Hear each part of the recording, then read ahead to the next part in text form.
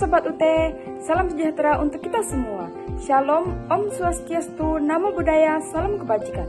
Perkenalkan, nama saya Veronica Yunanesa dengan NIM 8605200632, Fakultas Keguruan dan Ilmu Pendidikan, Program Studi PGSD Universitas Terbuka Salut Tumengkiti.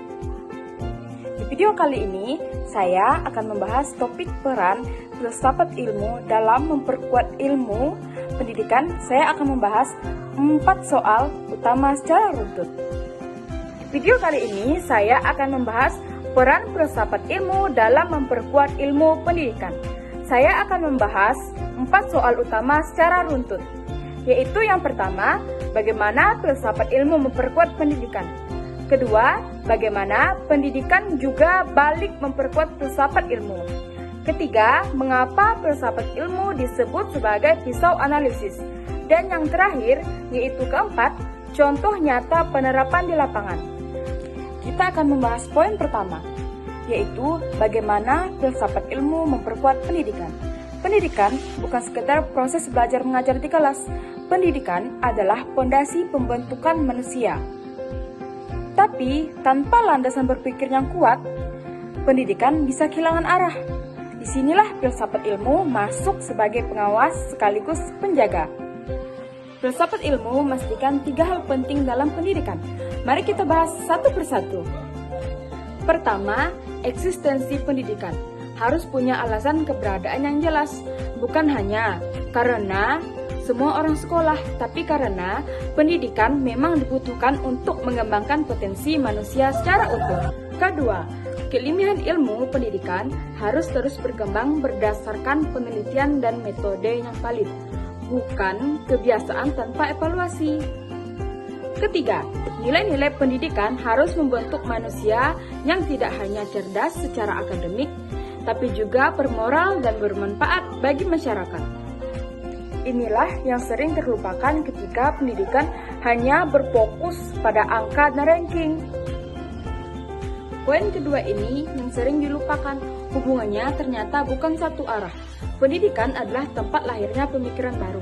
Dari ruang kelas, laboratorium, dan diskusi akademik, muncul penelitian, teori, dan inovasi yang membuat filsafat ilmu terus berkembang. Semakin maju kualitas pendidikan suatu bangsa, semakin kritis dan reflektif cara berpikir masyarakatnya. Dan itu mendorong filsafat ilmu untuk terus memperbaharui dirinya, menyesuaikan dengan realitas zaman. Jadi filsafat ilmu dan pendidikan itu saling menghidupi. Poin ketiga, inilah inti yang paling menarik filsafat ilmu.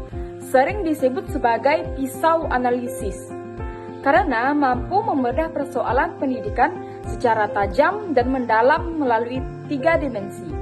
Mari kita bahas satu persatu. Yang pertama, ontologi.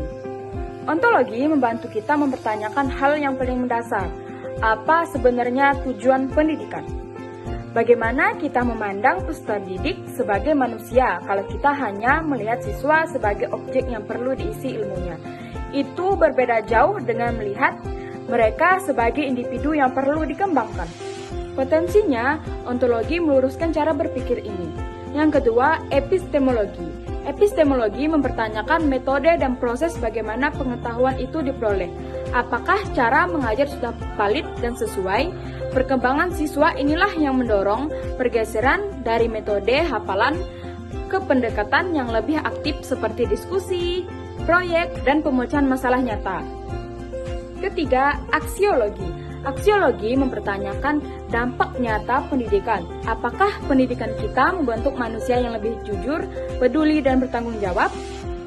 Ketika masih ada kasus bullying, kecurangan, dan rendahnya empati di sekolah, itu menandakan bahwa sinyal aksiologi pendidikan kita perlu dievaluasi serius.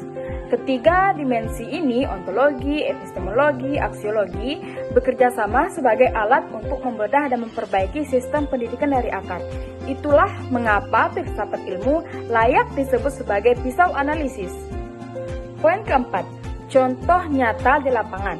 Contoh yang paling relevan saat ini adalah kurikulum merdeka. Mari kita bedah menggunakan 3 dimensi yang sudah kita bahas. Secara ontologi, kurikulum merdeka mengakui bahwa Setiap siswa punya potensi unik yang perlu dikembangkan, bukan diseragamkan. Secara epistemologi, kurikulum ini mendorong pembelajaran berbasis proyek eksplorasi, berpikir kritis siswa. Tidak hanya menerima materi, tapi diajak menemukan dan membangun pengetahuan sendiri. Secara aksiologi, ada penekanan kuat pada pembentukan karakter, profil belajar Pancasila, dan nilai-nilai kebangsaan. Ini adalah bukti nyata bahwa ketika kebijakan pendidikan dilandasi filsafat ilmu yang matang, hasilnya lebih bermakna, lebih relevan dan lebih manusiawi, yang bukan sekadar ikut tren tapi hasil dari pemikiran yang berlapis. Jadi, apa kesimpulannya?